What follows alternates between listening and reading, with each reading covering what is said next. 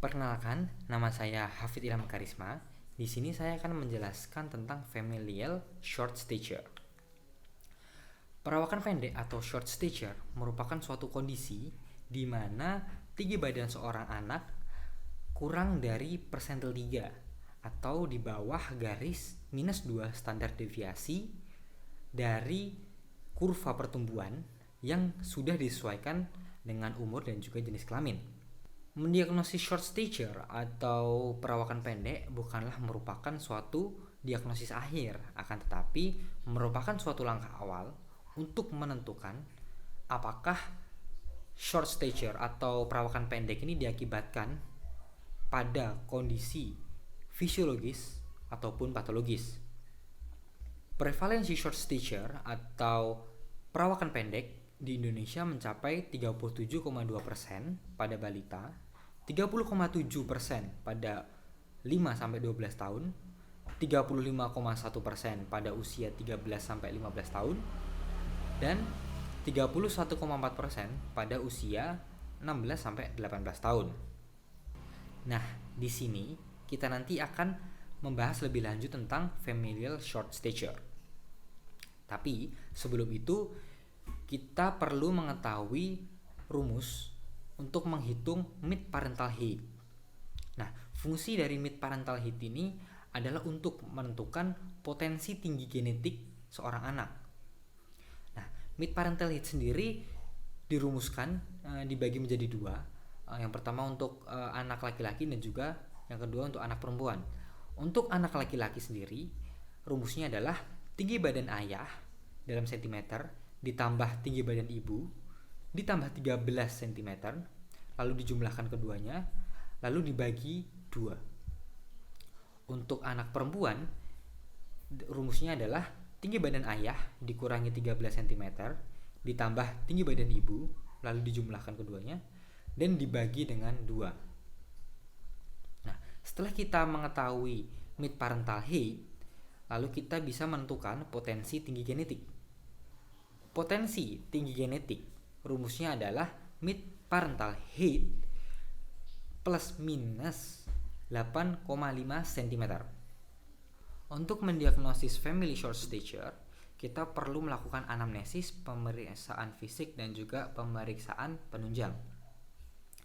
Nah, diagnosis family short stature sendiri berdasarkan 5 poin. Yang pertama, anak tersebut tingginya di bawah persentil 3 ataupun di bawah atau kurang dari garis minus 2 standar deviasi dari kurva pertumbuhan.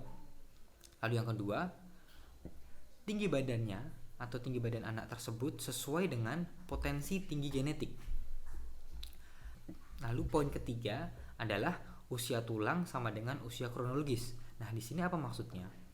Usia tulang di sini kita bisa mendapatkannya dari pemeriksaan radiologi berupa X-ray yang nantinya akan difoto pada bagian pergelangan tangan dan tangan untuk mengetahui usia tulang atau bone age yang nantinya dibandingkan dengan usia kronologis atau usia yang sebenarnya atau usia normal pada umurnya, apakah sama atau tidak. Nah, di FSS ini usia tulang atau bone age sama dengan usia kronologis, seperti itu maksudnya. Lalu yang keempat, anak tersebut mengalami pubertas normal. Di sini penting diketahui karena diferensial diagnosis dari FSS adalah CDGP, yang dimana puberti dari CDGP itu terhambat. Dan yang poin kelima adalah adanya riwayat keluarga baik ayah maupun ibu yang mengalami perawakan pendek atau short stature. Untuk tata laksana dari familial short stature adalah observasi dan juga edukasi. Nah, fungsi edukasi di sini adalah memberikan pemahaman agar tidak timbul stres psikososial yang ditimbulkan dari familial short stature ini.